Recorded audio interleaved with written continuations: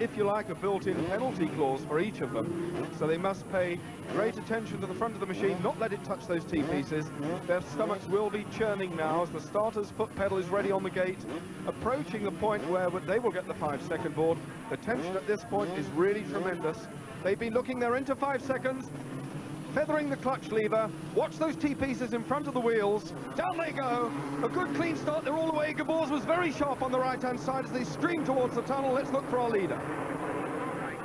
And number 9, Geboers shows at the lead as they go into the tunnel. 40 riders hurtling now into this dust-filled, naturally green tunnel. Coming out, there we can see 77, Vekonen's in there, Vekonen's in 3rd place, Geboers leading the pack. Number 77, Rob Meek for Great Britain, pressing the championship leader hard at the moment. Kawasaki slipped past Rob Meek, but there goes Geboers beautifully in the air. Into the next right-handed loop. Remember, 40 minutes and approximately 16 laps to go in this first leg, so they have a long way to go. They'll be settling down. Some of them will be riding from the back, but certainly the pace on this first lap is very, very keen indeed. Our leader, number 9, Eric Geboers for Honda.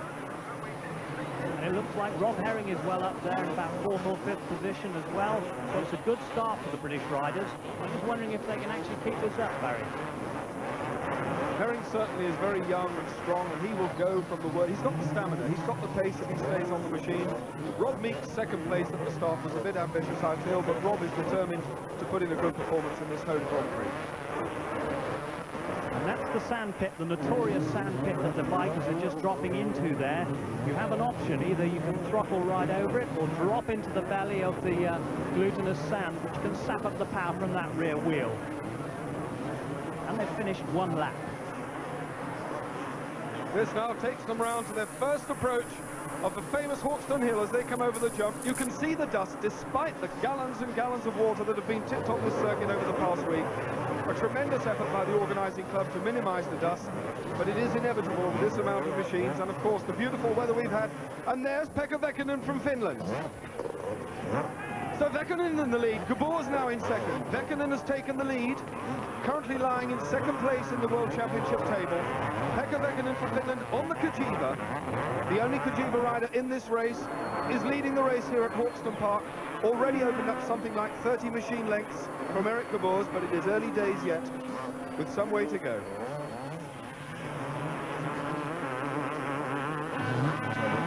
There's Rob Herring. A very spectacular and distinctive riding style from Herring. Hot in pursuit now, that Kawasaki rider. So Vehkonen leads. Eric Geboers in 2nd place. This man, Leo Colmy, in 3rd place. Herring has fallen. So Herring has fallen, so Combe now has a relatively comfortable 3rd place still, but Geboers is putting Vehkonen under pressure. As they come into the next left-hander, out goes Vehkonen's leg, Geboers taking the wider line. There's Herring pulling himself out of the chestnut palings. That's a bad start for the youngster, but he's still mobile. Well, he's fallen before, he's fallen in Belgium. In fact, he fell on the first lap of that particular event, but he's picked himself up. There are 35 minutes left to go, plus 2 laps, so maybe he can get back into the point-scoring position and put himself into a good place for the 2nd race.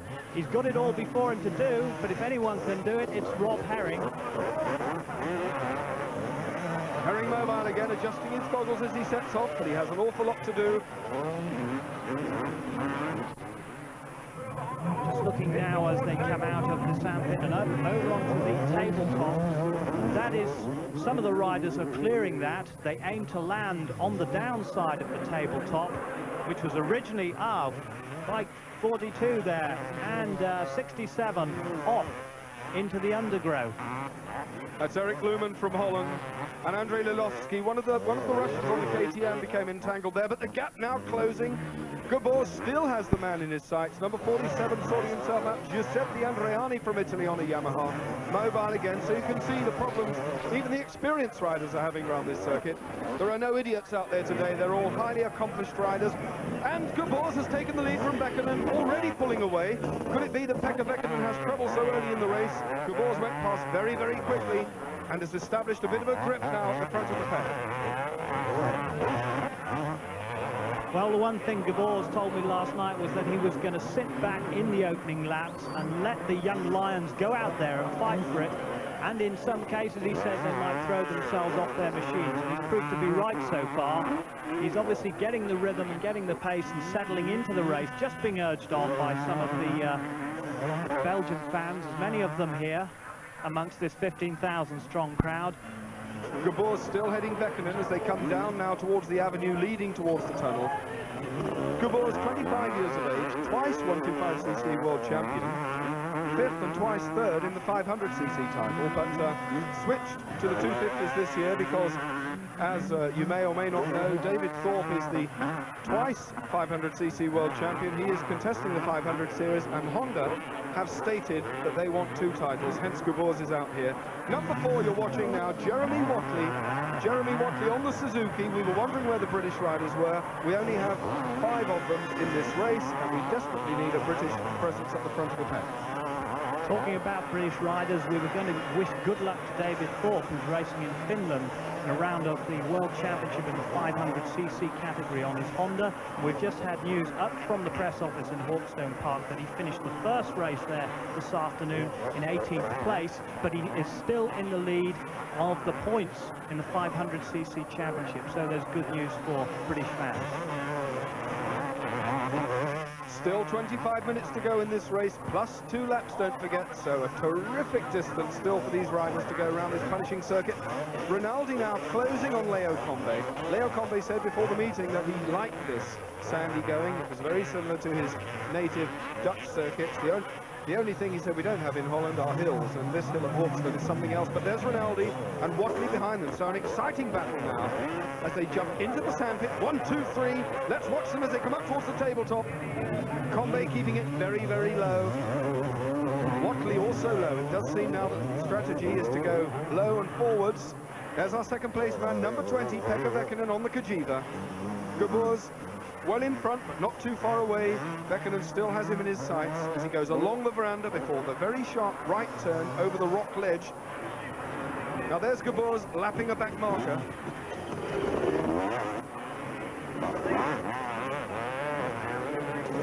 That's Vehkonen. Vehkonen, the inside man in the white there on the Cagiva. So a back marker now between Vehkonen and Eric Geboers.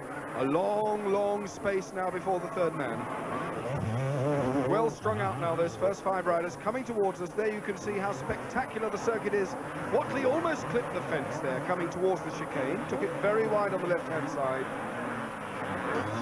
Leo Combe from Holland.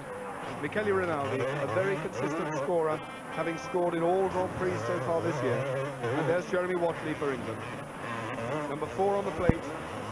Previously a Cagiva rider himself, in fact competed in the 250 Grand Prix last year for Cagiva, finishing 4th in the world, and won, in fact, both Grand Prix in Czechoslovakia. There you have it after 8 laps. Eric Geboers on the Honda in the lead, ahead of Peka Vehkonen's Cagiva, the Italian bike. And behind him is Leo Combe, the Dutchman, on the team green Kawasaki. You can't mistake that white-green livery on that car, that bike. And in 4th place is Michele Rinaldi, the man from Italy who's got a lot of experience, who rides very, very smoothly indeed, but his style is deceptive, very deceptive indeed. I would think that Jeremy Watley in 5th place is just holding station. We're watching him now. He flashes past on the Suzuki, looking like he's in quite a lonely position at the moment. But there he goes through the ruts, and sometimes what has been described to me as the berms. That's not bumps, but berms. And Geboers has stopped. Geboers has stopped, leg over, looking at the machine. That's given the lead now to Peka Vehkonen. That's bad luck for Eric Geboers, peeling off his goggles in frustration. But the Honda has expired, given up the ghost without a doubt. So everybody now moves up a place. That's bad luck for Eric, but he does have one more race. He's given away 20 points. This man now is the new leader, number 20, Peka Vehkonen, looking over his shoulder in disbelief at his good fortune, as the man who seemingly had the race tied up is sidelined with a mechanical failure. Back with Combe, number 38 on the Kawasaki, the Dutch sand specialist, having been reported as performing particularly well when there are TV cameras about. Let's hope he holds good to that today. There's the gap now, quite a distance, as we're waiting for Combe to come out of the woods. That's the sort of lead that Vehkonen has. Rinaldi almost following in exactly the same tyre line as Combe is. Into the wide, loose banking. Combe swinging wide on the Kawasaki. Michele Rinaldi looking for a way through, but knowing that he still has something in excess of 15 minutes to go in this race. Round the outside, taking the wide line alongside the Dutchman. But Combe closes the door on the left-hander. Rinaldi looking for a way through. He certainly looks very determined. And I think it's only a matter of time as he takes off over that jump, taking the wide line, that he slips past the Dutchman into second place.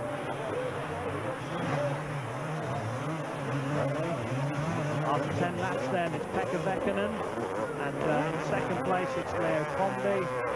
Third place it's Rinaldi, but Rinaldi, as you've seen, has already moved up to second place. And in sixth place it's Hansen. In fifth place it's Mortensen, Soren Mortensen. And this we're looking at now is bike rider number 2, that's Michele Rinaldi, ex-125cc champion. As he goes up the Hawkstone hill, there he'll be looking for second gear, showing the bike over to the right, little foot down, and just adjustment of his goggles as he powers. There's Rob Herring. He would moved up into 13th place, so he's still working hard in his pursuit of the men at the front.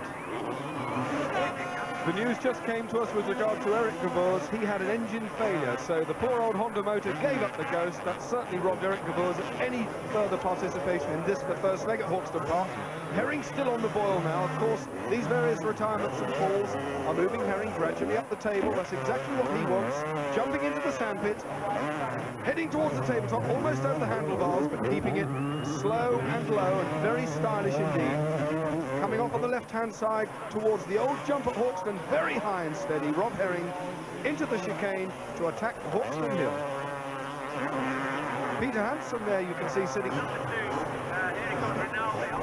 That is that man Valconeers, and he's going into the whoops section, sometimes referred to as the killer whoops, because quite a few riders have come to grief there, including Dave Thorpe, incidentally, last year. And we did find that it was quite alarming to see some of the riders, the way they attacked it during practice, especially the Russians. There is a 3-man Russian team here riding KTMs. And Andrei Ledovsky, Morovtsov and Krestinov, who was the first reserve and got in this morning, they were attacking those whoops bends as you saw those bumps and bends on the other side. But very loose riding style, as you see the drop-off down there, as Combe were on at the moment. Combe, the man who's in third place on his Kawasaki. Downhill, and that is a very steep downhill section. It's full of ruts, it's full of stones. And one of the things the riders have got to watch out for today is the bike in front of them flicking at the stones and the dust and the dirt. It's going to make life quite difficult. Combe's lost that third place to Peter Hansen from Sweden on the KTM, so Hansen going very, very well. A slip past Combe, and there goes Hansen. There's Combe. He must be furious so late in the race with only a minute or so to go before they get the 2-lap board. There's Hansen, number 6 on his back. Flying through out of the tunnel into the right-handed bend. Beautiful speedway slide, albeit the wrong way around, but nevertheless going really well into the left-hander. The KTM looking extremely crisp. So we have European machines leading this race and in third place now. So Hansen's now in pursuit of Rinaldi, but I feel Rinaldi is sufficiently far away for him to remain unchallenged now over the last 3 laps maybe that they have yet to do. There's Combe, number 38, Leo Combe, sitting in 4th.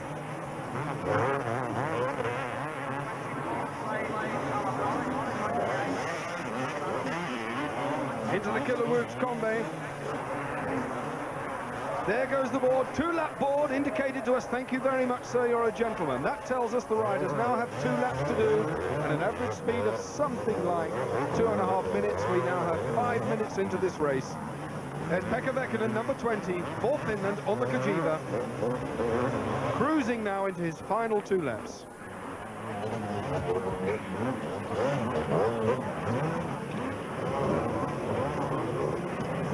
Still with Vehkonen on the descent. A tremendous fillip to his confidence as he goes into the second leg. Dare I speak too soon? He certainly looks in control of the situation. There's Vehkonen coming towards us now, number 20. No sign. There's Rinaldi, as I say, no sign of the second place man. That's how far he is. Vehkonen is already down the hill, and he has tangled with something and lost his front mudguard. Now he's either caught up in the ropes or he's collided with another rider. And in fact, yes, Rinaldi down in 4th place, so Peter Hansen has moved into 2nd, so Rinaldi has had an incident. That's why he's lost his front mudguard. He'll be furious.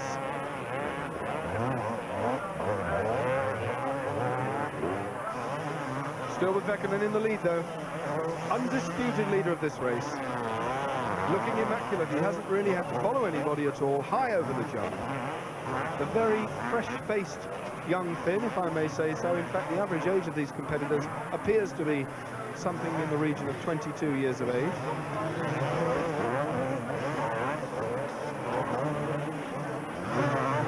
Next time round, he'll get the one lap board. Into the right-hander.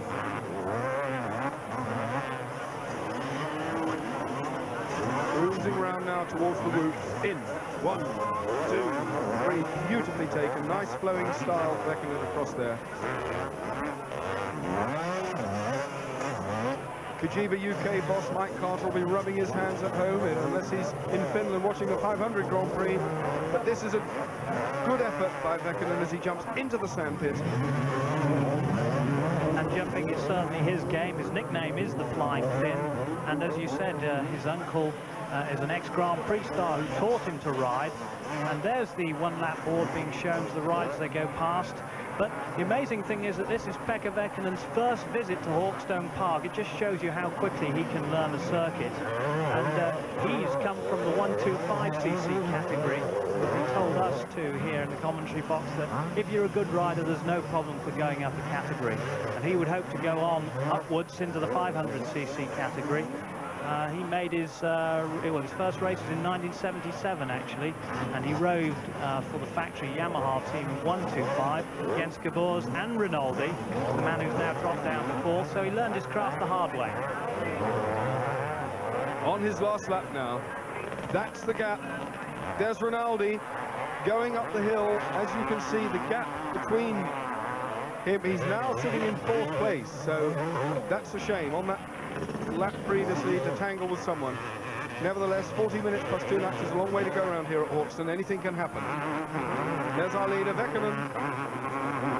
Over the jump, right-handed, beautifully taken, still among the back markers. This is where he has to be extremely careful and not take any chances, not throw anything away. He has 20 points in the bag if he can just complete this last half lap of the Hawkstone circuit. We've seen it before, we've seen it in car racing, in all sorts of motorcycle racing. It can happen on the last bend. Beautifully over the jump, very, very stylish. The average international motocross rider is nothing short of an athlete in the amount of physical training they have to do to maintain this sort of pace for the distance they do over the going. Quick rundown. Vehkonen, you know, is leading. Number 6, Peter Hansen in 2nd for KTM. Rinaldi is back up to 3rd. He's relegated Conway to 4th on the Kawasaki. Jorgen Nilsson in 5th. Mark Smith in 6th.